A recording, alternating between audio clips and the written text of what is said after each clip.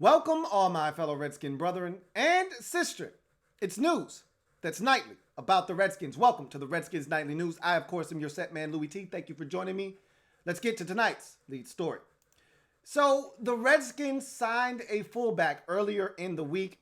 I just brushed it off as their standard run-of-the-mill transaction early in the week to offset an injury that was sustained over the weekend.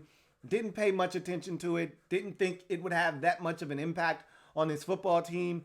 And then the fact that it was a fullback, we don't generally carry a fullback. We don't utilize a fullback. You know how excited I get in the preseason when we see J.P. Holtz or one of these guys playing fullback. And I'm like, man, how I would love to have a fullback. I am a fullback guy. I love having two backs in the backfield. Adrian Peterson runs better when there's a fullback in front of him. He's had that throughout his career in Minnesota. And when he was at his best, there was a guy as a lead blocker. I think some of the most potent and dynamic offenses in this league have a fullback. You look at the Kansas City Chiefs with Patrick Mahomes. When they run the football, they have a fullback and they utilize him and they throw him the ball out of the backfield. And he can be a playmaker at times in Anthony Sherman. You look at the San Francisco 49ers, the team that will be playing. They employ a fullback. Kyle uses a fullback in Kyle Juszczyk. Now, he's banged up right now, but that's a guy that is a game changer. He was since he stepped into the league in Baltimore. They signed him away as a free agent and gave him big money to be their fullback in San Francisco. And teams that employ a fullback, to me, are harder to stop. You don't know what's coming, especially when you get down by the goal line. Are they going to fake it and throw it to the fullback out in the flats? Hell, you can do that on 3rd and 1 from the 47-yard line. It doesn't even have to be by the goal line. And a guy that gets forgotten in the passing game is the fullback. He can sneak out into the flats. No one's really suspecting because a lot of teams don't even employ a fullback. You see how passionate I just got talking about a damn fullback? So imagine my excitement when I listened to the press conference today and Bill Callahan says, look, I've always wanted a fullback here everywhere I've been, New York, with the Cowboys, etc., etc. I've had a fullback. I actually like a two-back system. I like having a fullback. That wasn't my call to not have a fullback. Now, let me go back a second because I didn't address this last week when I should have. But we found out some news that we didn't know. Okay, we found out there was a report out that I believe, and I haven't heard it refuted either. You know, some of these reports, especially since Jay has been fired, a lot of these reports have been erroneous. People just throwing out random stuff. Guys have had cell phones at practice. Just nonsense, okay? But this is a report that hasn't been shot down, that I think is legitimately real. And I think there was some tension between Jay Gruden and Bill Callahan. And you could hear it a little bit in Bill Callahan's initial press conference and even the next one that he had after the first day's practice, where he was kind of throwing little pop shots at Jay. You know, little subtle shots, just a little shade. All right, not much, just a little shade and a little sip of lemonade, but it wasn't much, all right? But it was enough for you to know there was a little dissension there. And there was a report out there that Jay didn't like Bill Callahan. And as a matter of fact, he actually approached front office management and said, either he goes or I go. Now, I don't know how true that statement was, but I believe there was dissension between Callahan and Jay Gruden because they didn't have the same philosophy. And remember, Callahan was kind of thrusted upon Jay. Jay didn't ask for Bill Callahan to be his offensive line coach. That was kind of thrusted upon him like, hey, this guy is doing big things for the Dallas Cowboys. We want you to allow him to help you run the football. And so they have totally different views and philosophies on how to run the football. Jay doesn't want a fullback, never has, never will. Jay wants to run out a single back. Callahan, as I just stated, wants a fullback, wants a guy back there, and it changes the dynamics of your offense and how defenses have to defend. And he talked about that, and we'll talk about that a little bit more when we get to in other news, talking about the pressers today. But the lead story is we got a fullback. Michael Burton was signed on Tuesday. And again, I saw that he was signed, just like we signed Josh Ferguson to the practice squad. But these things, they happen every week. They go under the radar. I don't talk about a lot of them because we don't anticipate a lot of these guys even having a role on this football team or even being active on Sunday. So I just swept Michael Burton under the rug with the rest of the guys that get signed during the course of the week that we don't think is going to have a big impact on this team. But now that you start adding two and two together, remember I told you Chris Thompson isn't going to practice, and he didn't practice today, and Callahan is still playing it casual. Oh, it's day-to-day. Yeah, right, Bill. He's not playing, bruh, and he probably won't play next week either. But that's nor here nor there. Bottom line is Chris Thompson's roster spot is going to be available. They're going to fill that with someone. Michael Burton seems to be the guy that they're comfortable filling that with. Now, J.P. Finley asked a great question at the press conference, which was, hey, with Chris Thompson potentially being out, you only got 2 active running backs right now. Are you going to fill that? And if we're assuming Michael Burton is going to be active, are you just going to be comfortable rolling with 2 backs in Wendell Smallwood and Adrian Peterson? And he kind of like, we'll see what happens. We may bring a guy up. We may not. We'll see what happens. You're walking a very dangerous line. Now, AD generally doesn't get injured, but Wendell Smallwood might. Who knows? You know, he plays a lot of specials as well. Who's to say he doesn't go down and all you're left with is Adrian Peterson? That would be devastating if you just had one back and then something happens to him. So I don't think they're going to do that. I think they're going to bring up an extra guy. But Michael Burton sounds like he's going to be active on Sunday and really for the remainder of the season. And I like Michael Burton. I've liked him ever since he came out of Rutgers. And I've followed his career because, again, there aren't many fullbacks in the league. It's a small community.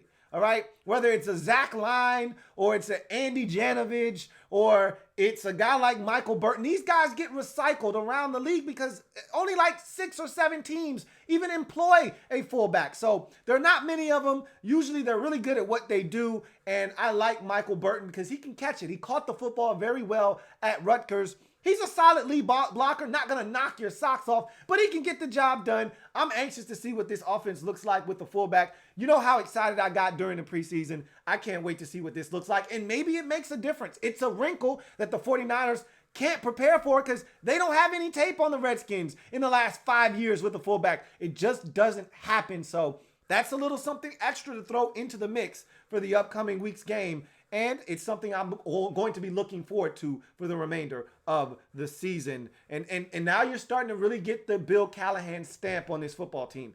Out with Jay, in with Callahan. This is really the premier stamp now because Jay was utterly against having a fullback. Did not want any parts of a fullback, never had one on his team, and didn't think that, just like carrying 3 quarterbacks, Jay was never a fan of that on game days. Doesn't want to carry 3 quarterbacks and didn't carry 3 quarterbacks. He never wanted a fullback, didn't have a fullback. Callahan wants one. Now he's got one. Anxious to see what that looks like. Let's go to in other news and talk about these press conferences that took place today. So obviously Thursday's practice is a big one because now you start to get a sense for who's going to play, who's not going to play. And obviously tomorrow is probably the biggest day for that. After tomorrow's practice, if you didn't practice, you're probably not going to play. For instance, Josh Norman hasn't practiced all week, all right? A lot of people worried about whether Josh is going to play or not. I know some of you out there are like, good, I don't want him to play. I'm trying to tell you, be careful what you wish for, okay? You'll be crying and crawling back to Josh, begging him to come back if we stick somebody else out there like Fab Moreau, who may actually be better out wide as a boundary than in the slot, but you just never know. You don't know what you've got until it's gone. I told you, I'm not a huge fan of Josh Norman right now because of his lack of confidence. But I don't want Josh off the roster, and I want Josh on the field, okay? I've always said I'm not a fan of cutting him right now. After the season, when you can make the necessary adjustments to your roster to be able to handle not having a starting corner, because right now, I don't know what Fabian Moreau looks like out wide. I don't know. And right now, I'm at the point where I much rather deal with the evil I know than the evil I don't know, because this defense struggles enough as is. I know what Josh Norman is going to be out there. You're going to have to help him over the top. He cannot run like he once did. So you know what you got. Now with Fab Moreau, you might get a little frisky. Fab can run faster. You expect him to be able to stay with the receiver. But what if he doesn't? And now you don't have a safety over the top. I'd much rather just know, okay, we got Josh over there. He's got a speedster in front of him. Let's just watch Josh and make sure he's got a little bit of help over the top, okay? So I'm just saying, we'll see what the Redskins decide to do. But bottom line is, Josh hasn't practiced this week. And Callahan kind of dismissed it, as he always does with injuries. And he said, hey, look, no, we're just giving him a rest. and we think we want him to be full speed come Sunday, and we're hoping that he's able to work towards that, and these breaks that we're giving him will allow him to get to full speed. So we'll see if Josh Norman plays or not. Chris Thompson didn't practice. I told you I didn't think he would practice, and I don't anticipate him playing in this week's game. So he did mention that as well. But the bigger topic of discussion, Case Keenum back at practice, as we expect, as we've seen the last 3 out of 4 weeks where he hasn't practiced and had a walking boot on Wednesday, only to shed the boot Thursday, practice Friday, start on Sunday. That's the trend we're going towards this week. He practiced today, was fine, addressed the media as a matter of fact. We'll talk about that here in a second. But back to Callahan. This was probably my favorite Bill Callahan post-practice presser. There was a lot of good nuggets in here. Obviously, the fullback position and how they're going to utilize him was a key topic of discussion.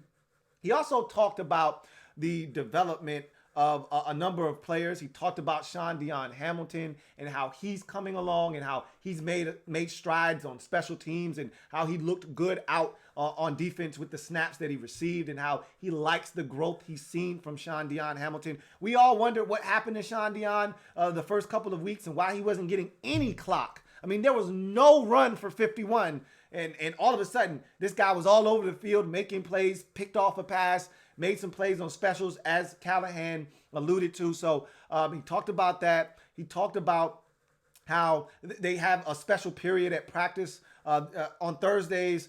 This week it was, certain situational packages that they worked on, certain situations, third downs, short yardage, that sort of thing, to kind of prepare them for these instances that come up in the game. And so he kind of went at lengths to talk about that as well. And so, like I said, I thought it was a really, really good press conference from Bill Callahan. Very informative.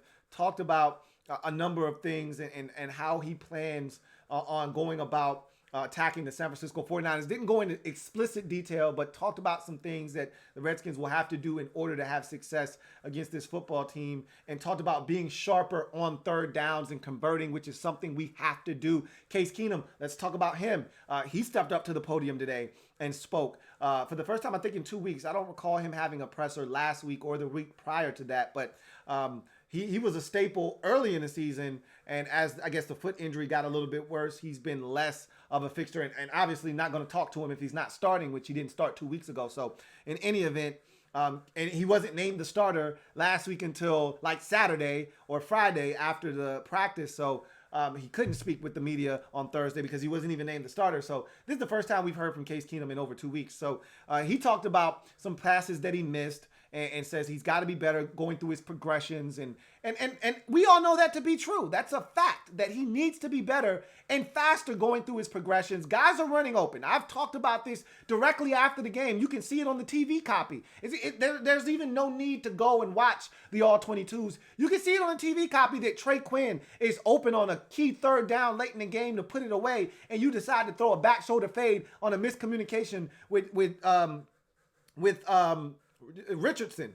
No reason to go to Paul Richardson there. When Trey Quinn is winning immediately over the middle of the field on a slant, easy pitch and catch, move the sticks, win the football game. So he's acknowledged that he's got to be better in third down situations. He's got to be better getting through his progressions, and we all know that to be the case. And most notably, he needs to be accurate when guys are open. He was last week when Terry McLaurin was streaking down the field. He did not miss him in either instance. And hell, that throw was a beauty, as I mentioned already, on the corner route out of the end zone. I need him to not miss. If Trey Quinn runs a seam ball and beats the linebacker or the safety, I need him to hit Trey Quinn, unlike he did in the Giants game when he missed him a couple of times. I need him to be accurate, especially down the field. This 49ers defense is elite.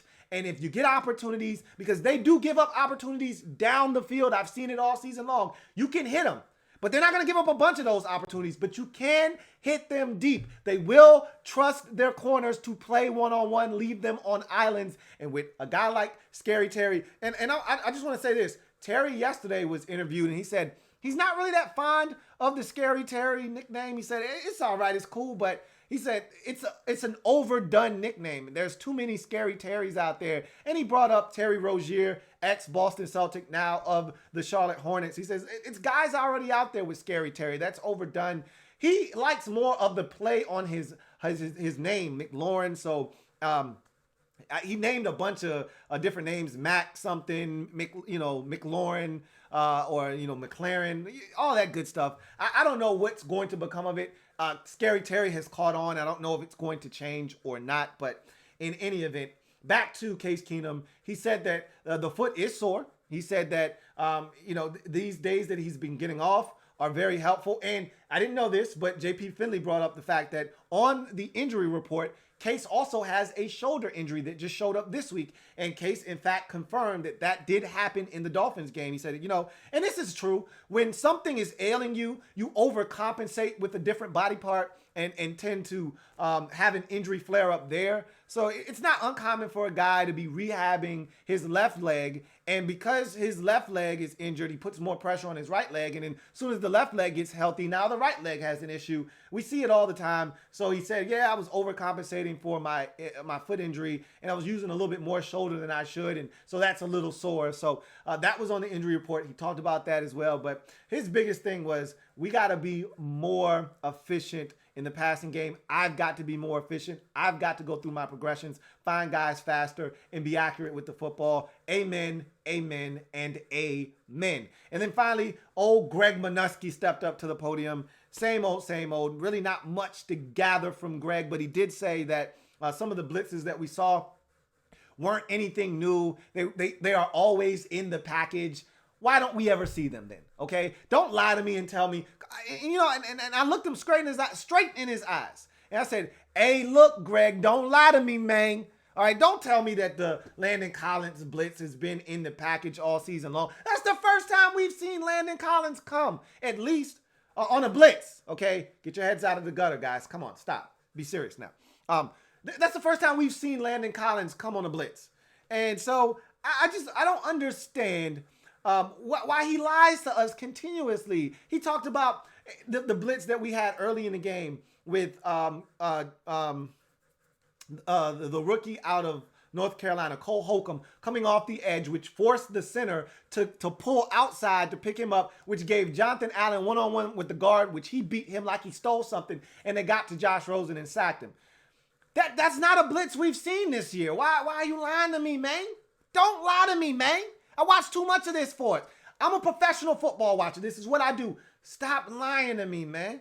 All I ask is that you just be truthful with me. You had a rookie quarterback. You saw a chance to take advantage of a young guy that hasn't seen these looks, and you decided to come out of your little conservative shell for one brief second, and it paid off.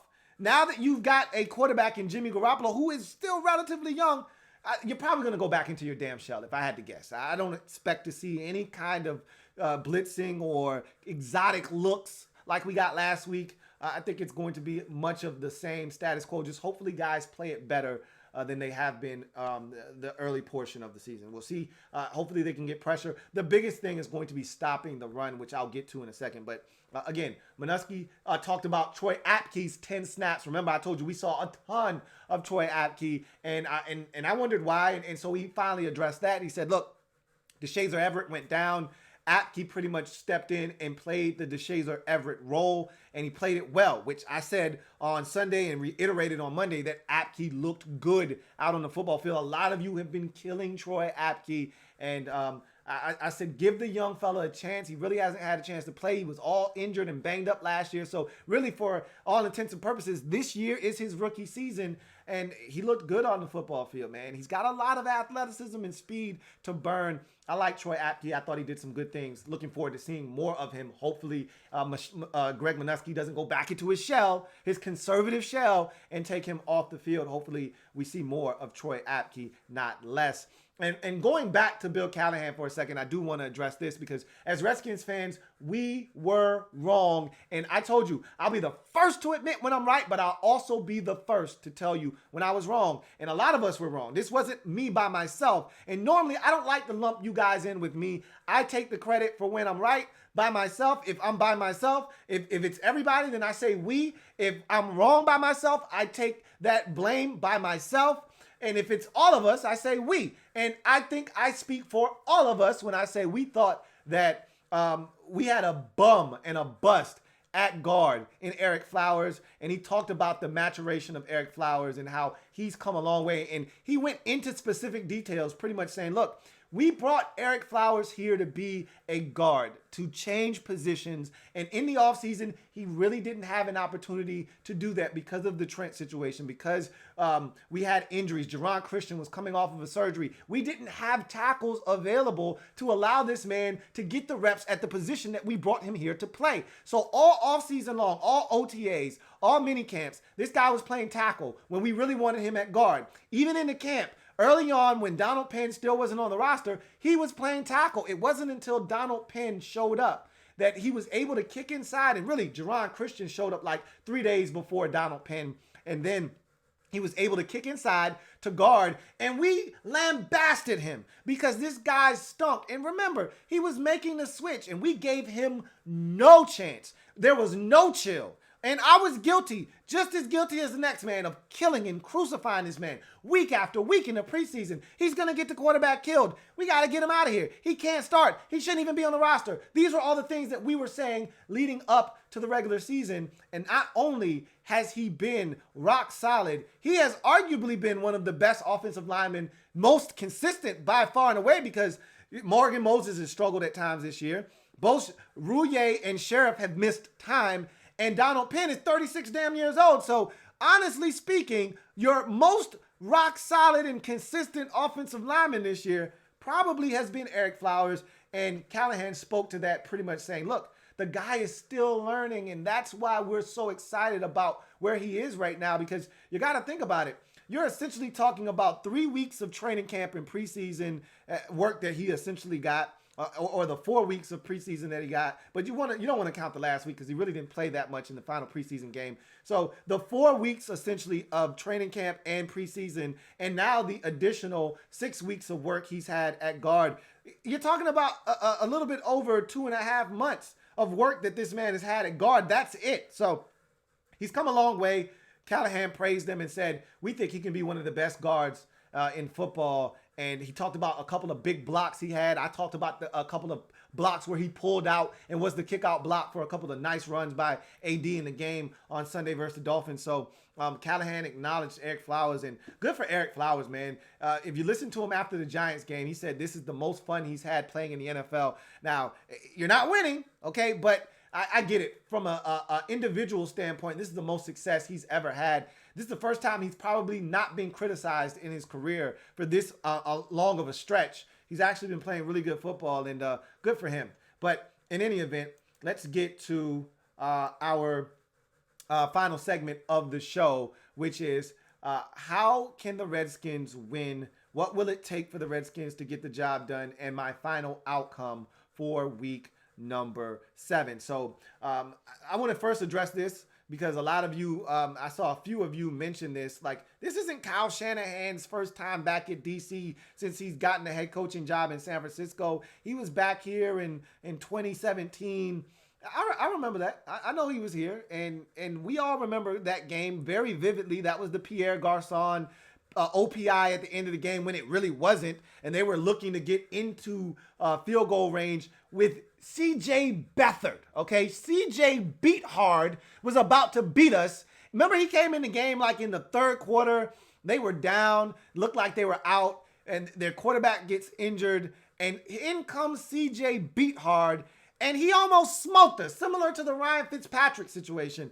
They literally were almost in field goal range, and if not for a bogus OPI call on Pierre Garçon. Remember, that was Pierre's first time back in D.C. since he had left. Remember, he was with Shanahan that first year he went to San Francisco. Pierre left here, went to San Francisco. They both came back in a it might have been this same exact spot, like week 6. They came back to D.C. We barely got the win. Held on for dear life at the very end. And as I mentioned, an OPI on Pierre wiped out what would have given them enough yardage to put them in field goal range and probably beat us. But we got lucky. It was a fortunate break for us. It moved them out of field goal range, and we were able to hold on to the victory. So, yes, I'm aware that Shanahan has been here before, but this is the thing. He hasn't been here with a team that he's confident can stomp a mud hole in our ass. This is the first time he's had that kind of group. He's really been building a bully over the last 2 seasons. Him and John Lynch, his GM, who came in together. Wish we had something like that, but that's nor here nor there. They came in together. They overhauled that entire roster, and slowly but surely, brick by brick, piece by piece, they built this roster into an image of their own, and now they're ready to inflict damage and punishment and pain on anyone in their way. And we're in the way in week 7, and there is no team Kyle Shanahan would love more than to inflict pain and punishment on than the Washington Redskins. You've heard all the jokes. You've heard all of his pressers this week and what he thinks of this organization. This is the first time he's had a team that can carry out the hit that he's putting on the Redskins, and trust and believe. They're going to come out here. He's going to try to run for 300 yards. He's going to try to score 40 points, and he's going to try to make it a point of emphasis to embarrass this organization. And I'll tell you right now, the Redskins don't. My biggest key to the game, all right, is stopping the run. I know their defense is good. I know they can come out and shut us down on that side of the football. And if they do, it wouldn't surprise me. But you know what I think the Redskins are capable of doing in this game? Shutting down the San Francisco 49ers offense. They don't scare me on that side of the football. For as good as their defense is, their offense is marginal at best right now. Now, they have the guys to take the next step as this season progresses. See, you got to remember that their quarterback, Jimmy Garoppolo, is really, for all intents and purposes, making his full first season as starter in this league. He never had the keys to the car in New England.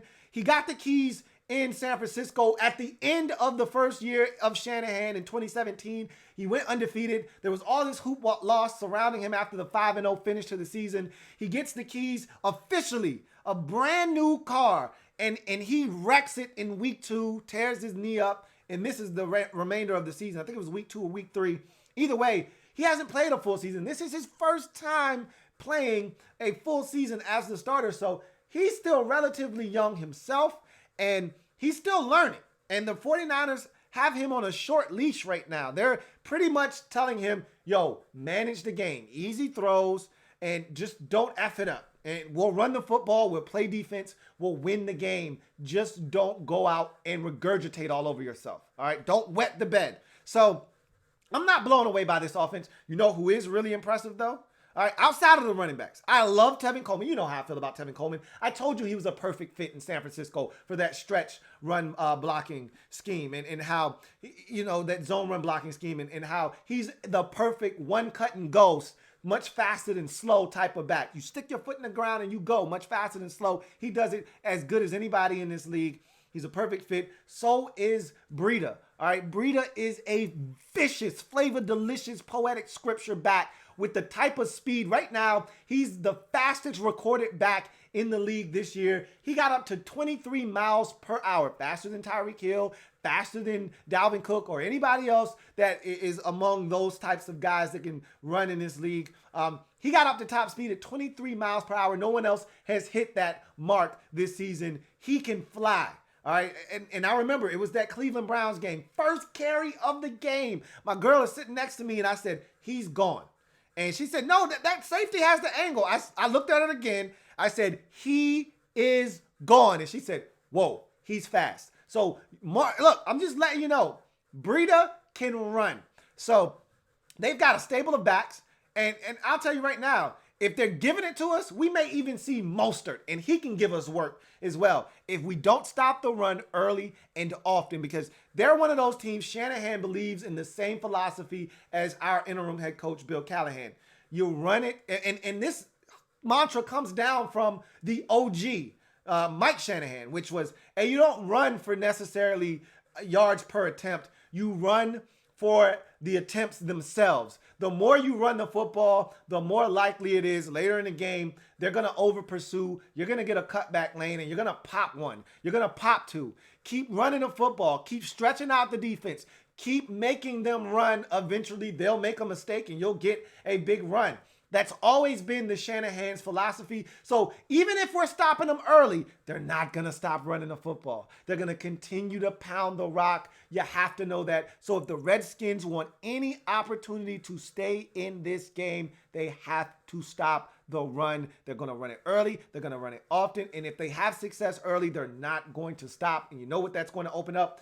Another guy that I think is phenomenal on that offense, George Kittle, one of my favorite players in the league right now. That tight end is absolutely amazing. I loved him out of Iowa. Talked about him profusely. Talked about him on my podcast. I love George Kittle. I love his game. And the guy is very talented. And I think he's a guy that will kill us if we're not careful. And, we've always struggled with the athletic tight end. That's always been one of our bugaboos. All right. So if he's getting off, it could be trouble. He got off last week. He was supposed to be banged up last week. They didn't know if he was going to play throughout the week. He shows up and goes over 100 yards versus the Rams last week. The dude is dangerous. And if we don't stop the run, he's going to be wide ass open over the middle of the football field. And they've got some guys that can run. Marquise Goodwin can run. He's a track guy, an Olympic speed guy. So if you start getting nosy to stop the run, all of a sudden Josh Norman's singled up. And if I'm the 49ers, Josh Norman doesn't switch sides. He doesn't travel. I'm lining up Marquise Goodwin on Josh Norman's side, and I'm hauling ass deep.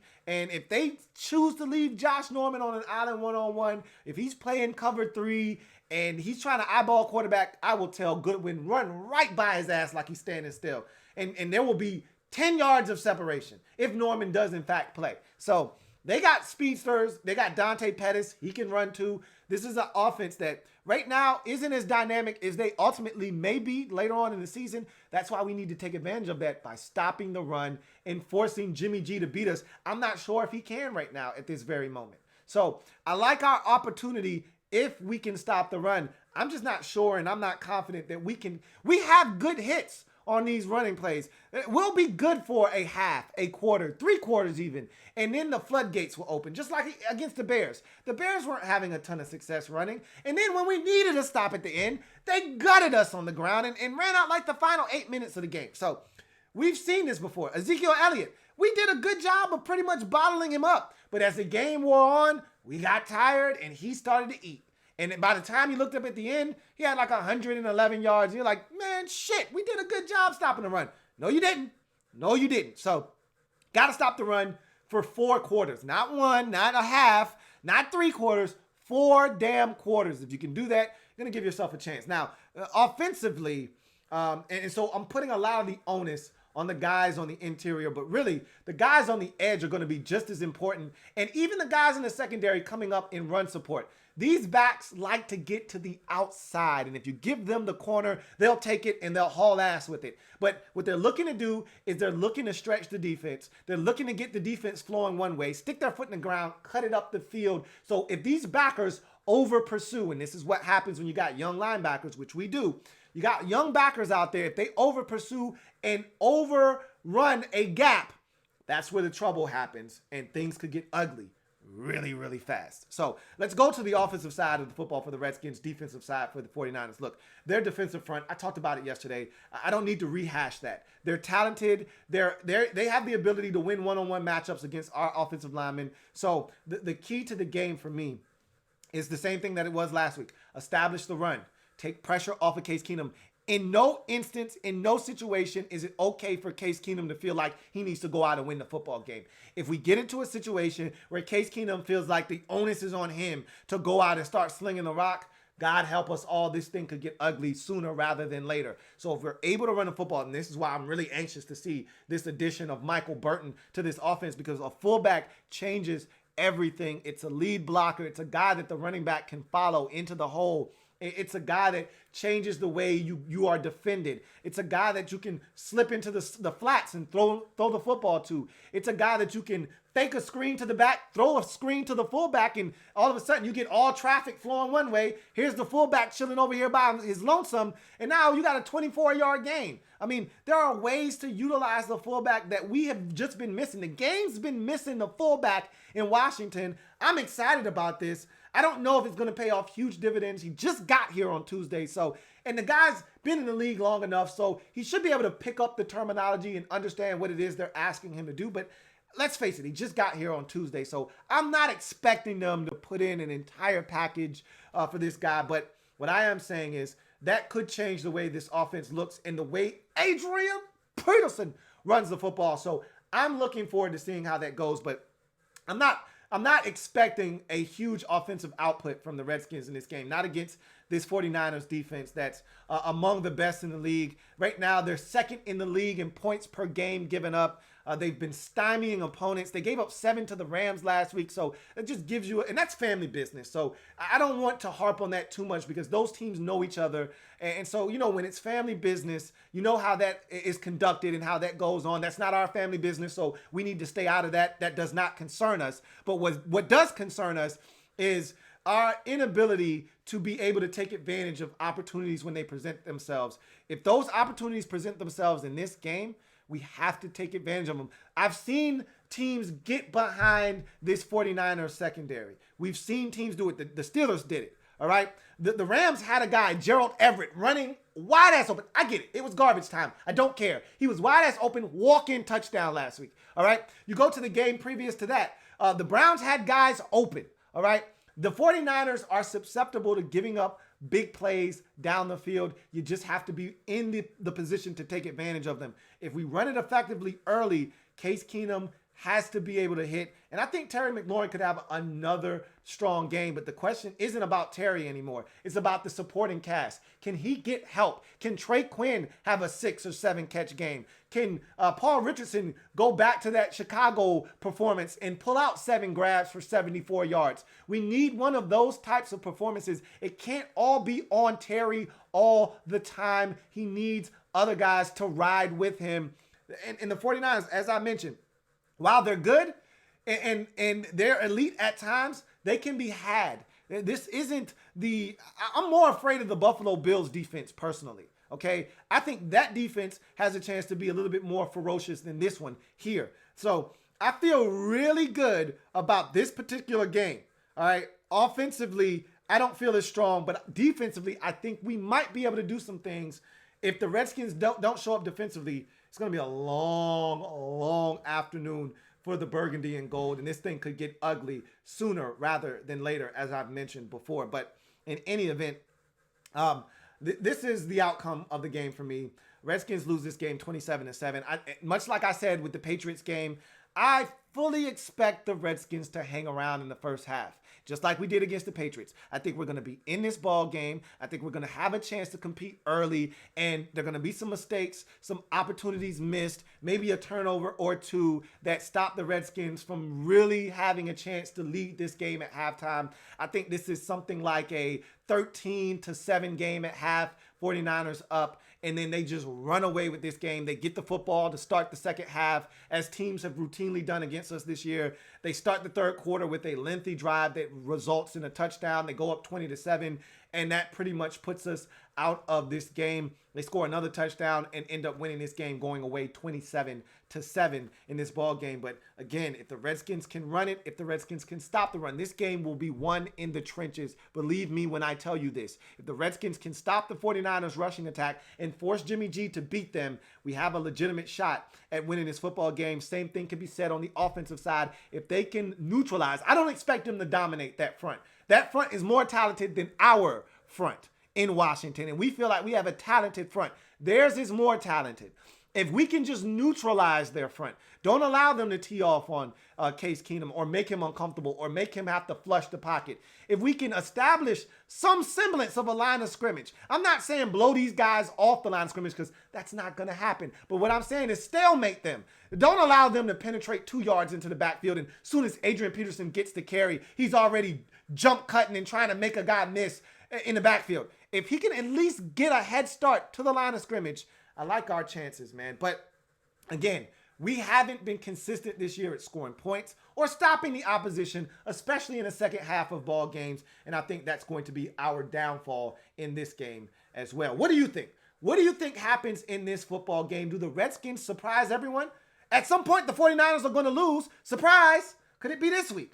I doubt it. But what do you think? Leave it in the comment section along with the like. What do you think is going to happen? Score and more down in the comment section. What is the score of this game, and why do you think the score will be what you think it is going to ultimately be? I thank you guys for joining me here on the Redskins Nightly News. As always, that's going to conclude it for this week.